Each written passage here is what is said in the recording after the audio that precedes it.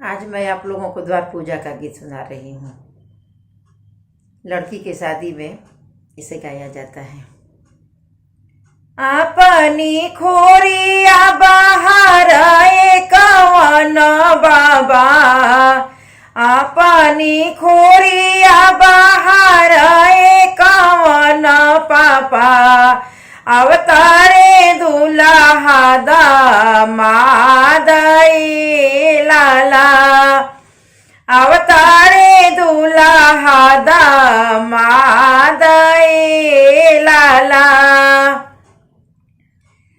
अपनी खोरिया बाहर कवन चाचा, अपनी गलिया बाहर कवन भैया, अवतारे दुल्हा दामाद लाला, अवतारे दुल्हा दामाद लाला।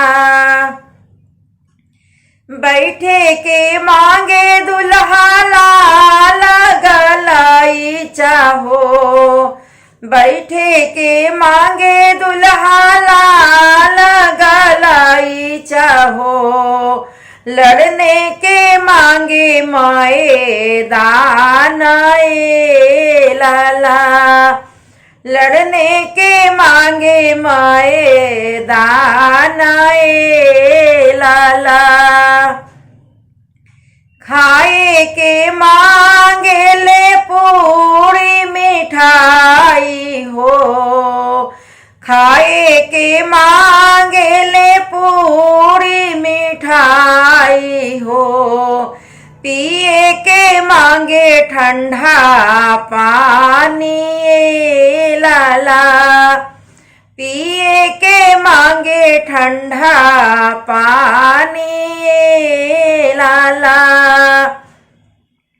बिहे के मांगे कवनी ऐसनी सुहावा हो, बिहने के मांगे कवनी ऐसन सुहावा हो, जिन सुहवा दल के श्रृंगार लाला।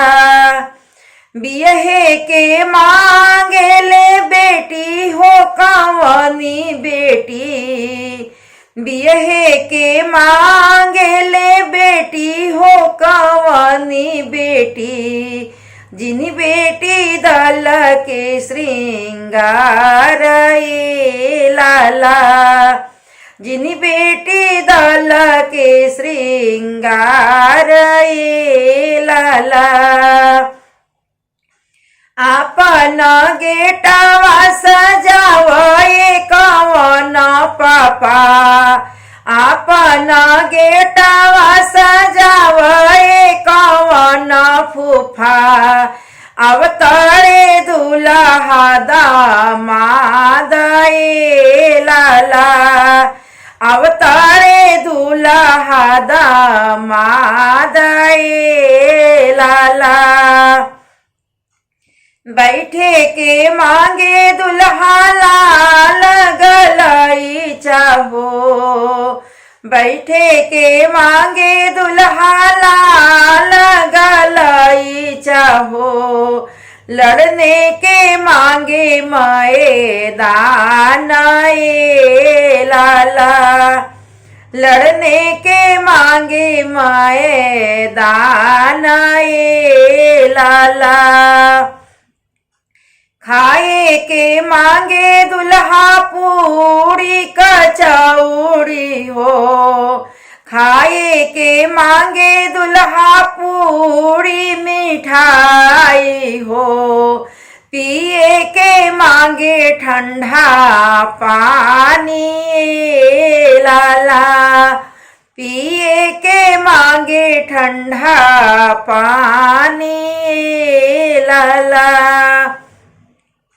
बिहे के मांगे ले बेटी हो कवनी सुहवा, बिहे के मांगे ले बेटी हो कवनी बेटी, जिन बेटी दल के श्रृंगार श्रृंगार ए लाला जिन्ही बेटी दल के श्रृंगार ए